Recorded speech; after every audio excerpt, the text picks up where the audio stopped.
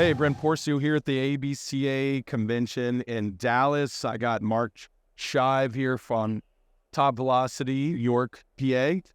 And we were going to do a little long toss discussion today. It's a popular discussion, or would ultimately, in baseball.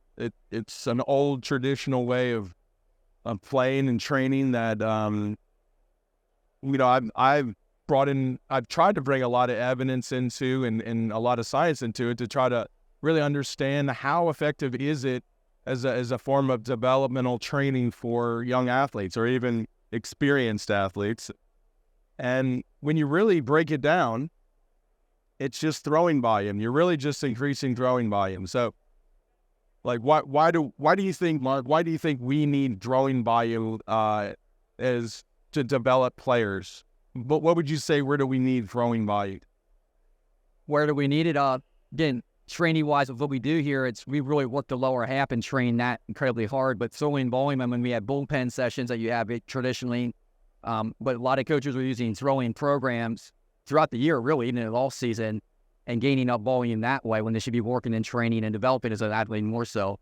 But yeah, so like throwing volume is usually pre-competition. It's usually where you're trying to build stamina for them to go into season and be able to basically endure all the throws, the reps of the season. So I think this is the challenge with it. A lot of coaches are trying to apply it outside of pre-competition. And then it's, what's the value of it? Like, what's the value of a lot of throwing volume out of season?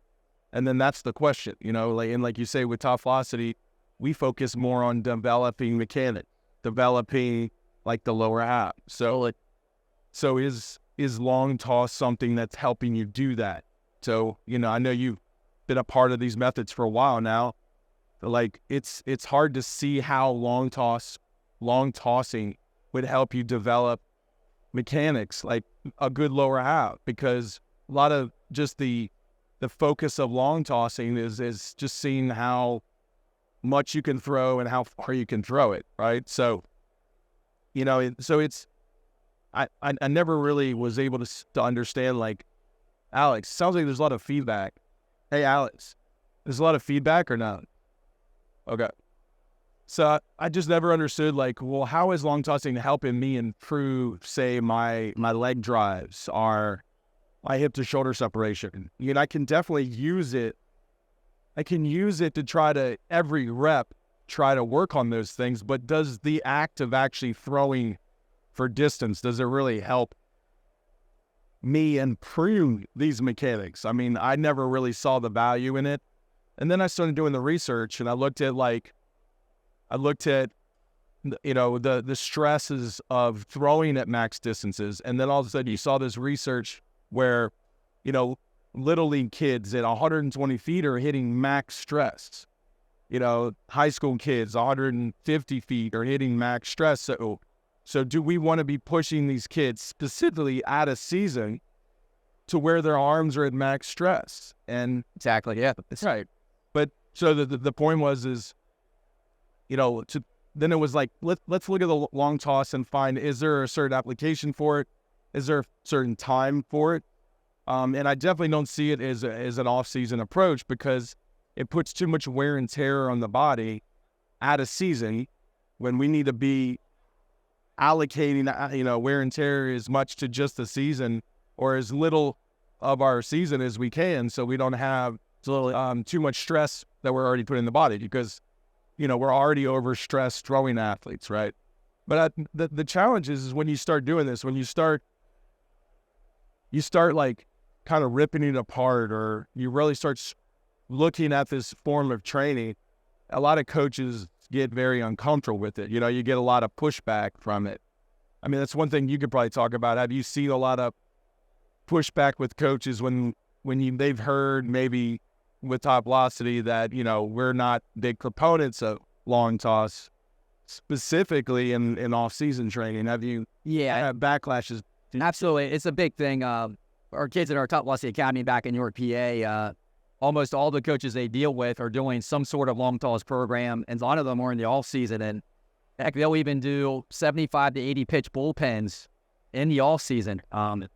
We're just trained. We for believers in the off season. I mean, that the volume is just not good. You need to be strengthening in the off season, working on your mobility, kind of like resetting everything. At some point, obviously, you got to start doing your pens again. But yeah, as far as the long toss goes, I get a lot of pushback on that.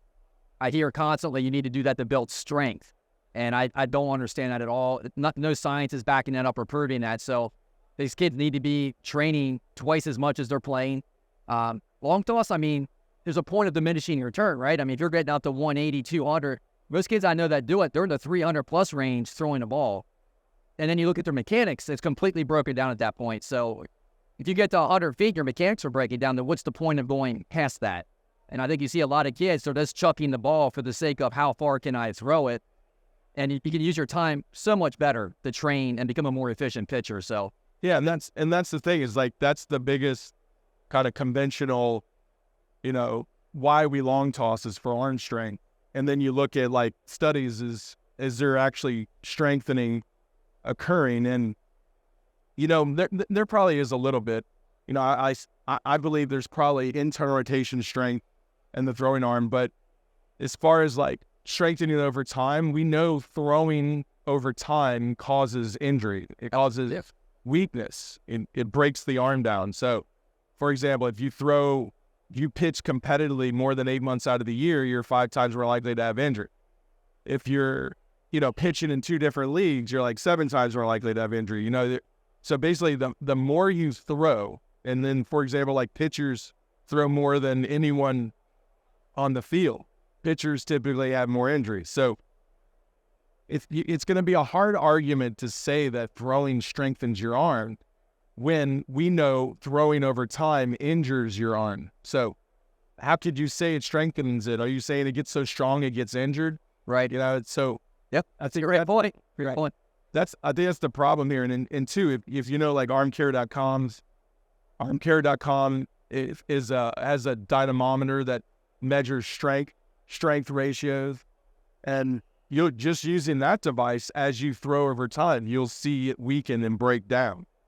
So think about it. If coaches and put that in the logic of why they are promoting this long tossing and all this throwing volume as, hey, well, maybe too much throwing is not good, then I believe long toss is then held up as in question. It's like, all right, so now if we have to reassess here that throwing over time causes injury, should long tossing be used all the time or just in specific time periods or in specific ways? Is going, like you said, past 200 some feet, is that good for that athlete? Because at the end of the day, generally just telling everybody to throw a certain distance, that wouldn't be good, because some guys are right way over their stress levels at say 200 feet, and some guys it might be easy for them at 200 feet. But I think too, when you look at it, what is long tossing doing? Like, what are the real benefits of it? So if it's not strengthening the arm, which I think that'd be a hard argument to say it's strengthening the arm, what's another benefit? Have you heard any other benefits from coaches of? No, that's the reason they do it. From my perspective, everyone's telling me that's what they do to strengthen their pitchers' arms. And again, I laugh at it because it makes no sense when you look at it logically. Kids aren't even playing. Brent mentioned about the amount of months you're playing. Well, in our area, we're seeing kids pitch 9 months out of the year, travel baseball up until late October into November. You should be in training mode at that point for sure. And so these kids were throwing way too much. You add in long tossing on top of that. That's why we're seeing injury rates. Really, it's incredible in the amount of injury rates we see in pitchers. So yeah. So think about it. If coaches keep thinking throwing strengthens your arm, so when they overprescribe it, and then all of a sudden you have more weakening of the arms, and then the injury rates just keep going up. So the point is, it really needs to come down to, does throwing strengthen the arm? And I think once, they realize it doesn't, then long toss is held in question. Should we be doing an extreme form of throwing all the time? And then, and when I do this and I question things that are kind of staples in the game, like long toss, if they'll say, well, then what do you do in return? So, okay, well, long toss. So what do you do in return? Well, in season, if you're using it for throwing volume,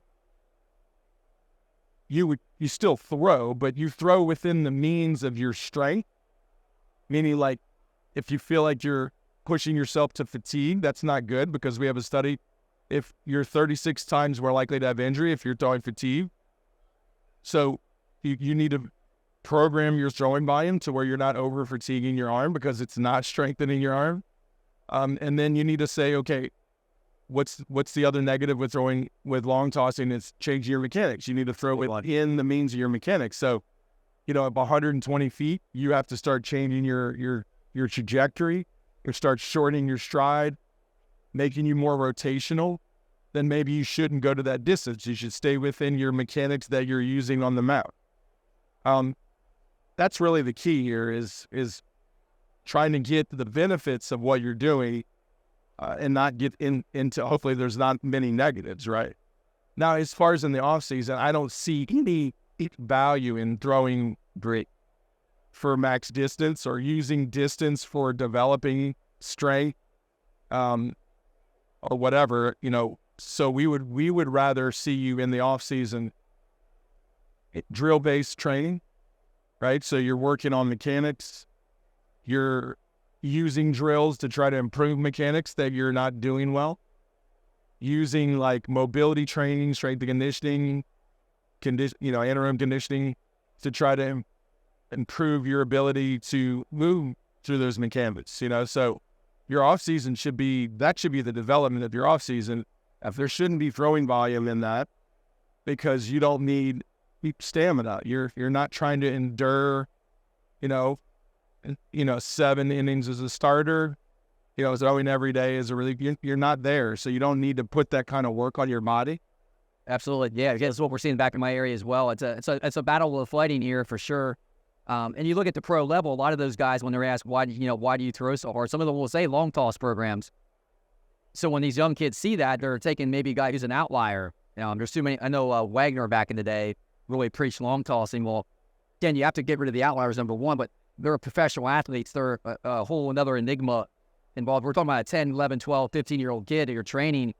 He saw the pro guy throw it off 300 feet. That's tantalizing to those guys that want to do the same thing. But for that athlete, maybe only 80 feet's where he should be to be throwing. Once your mechanics break down, there's no point. So think about when you're a long toss person, what do you look like when you're throwing at 250 feet? It's not going to look good. Film yourself. And so, yeah, training in the off-season is vital. Guy training also is. Well, and you nailed it too. A lot of people, the young kids, buy into, say, long tossing, extreme long tossing, because they saw someone at a higher level doing it. The problem is there's probably a lot of guys at that level doing it. There's also a lot of guys at a lower level doing it. Yep. It's hard to say that's why they're at a high level. Exactly. Especially something that's just generally, or it's just based on how far and how much I can throw. That's probably not a great way to get yourself to a high level. It's also, at the same time, that would be a great way to get yourself injured. Absolutely. Now, let's see how far and how long I can throw. That's a recipe for injury. So that's where you got to be careful. You're assuming that that's why they're at that level.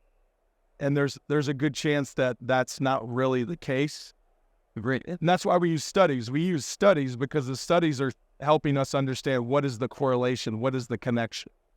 Like, this guy is at this level because he's doing more than likely these things that got him there, not the things you think that got him there, because we're using, published information. We're using information from a study that's looking at, many different variables and using statistical analysis to come up with a high probability that this is actually what is put that guy at that level, not what you think it is, which is he throws really far, right? Right. So I think that makes a great point too. But what do you do? Because you're also in a cold climate. When you're in a cold climate, big area, it's almost, like, where do these other facilities do when you're in a cold climate and everybody wants to throw long toss? How does it even happen? Believe it or not, it's outside me. I'm in Pennsylvania. Average temps this time of year, around 30, give or take a little bit, 20, 30, maybe on a good day, 40. You get below 55, in the Arm, it's just wreck loose as far as the wear and tear. It's hard to stay loose. I mean, we tell guys how to properly get warmed up and stretch, but when it's 30 degrees outside, that's going to be very difficult to do. So they're throwing these outside. Like in the snow. Can't say that, no, but I know guys go outside, they're throwing footballs and baseballs, and they're going max distance long tossing programs, and some of these facilities are big enough. I do know locally there's 2 or 3 I can think of where you can do max distance actually pretty much inside a building. Some of these guys are pretty big. So they are doing it inside in certain locations for sure. But the point is like if you really, and if you're looking for evidence that you can do that, like if you're worried if you stop throwing long toss all the time, that it's going to hurt your velocity or whatever. Look at our guys. All of our testimonials, they made these huge gains without pretty much throwing much more than 45 feet. Right. That's a big point. Yeah, you're right. Yeah, so don't think that, if you want confidence that you can stop throwing distance and all this volume and still improve, just look at our guys. Our guys have done that. But the point is, did you think in cold climates, more coaches would want to find an alternative to it? Well, that would be logical, yeah. But they don't. They seem to want to just kind of push through it. But yeah, so, I think that's pretty much it. You think you want to add to it? I just think it's something. I would say this, and Brent's big on this. I got with Tom V several years ago now, and I just sought him out because where he's leading the game does need to change in certain areas. This is one of them. Ask yourself the question: if you've been doing long tosses, baseball players, for many, many years, is it relevant today? Are there better things you could be doing? And ask that about everything. If you're being told to do something, question it, and then go look at the science. Go look at what's backing all this information up. And you're going to find long toss. You're not going to find information that tells you that's the reason someone's throwing 95. You're just not going to find that. So, great point. All right, well, appreciate it. We're going to be interviewing Mark and talking about TopVelocity York, PA, coming up next. And we'll have some future discussions later on. Thanks for following.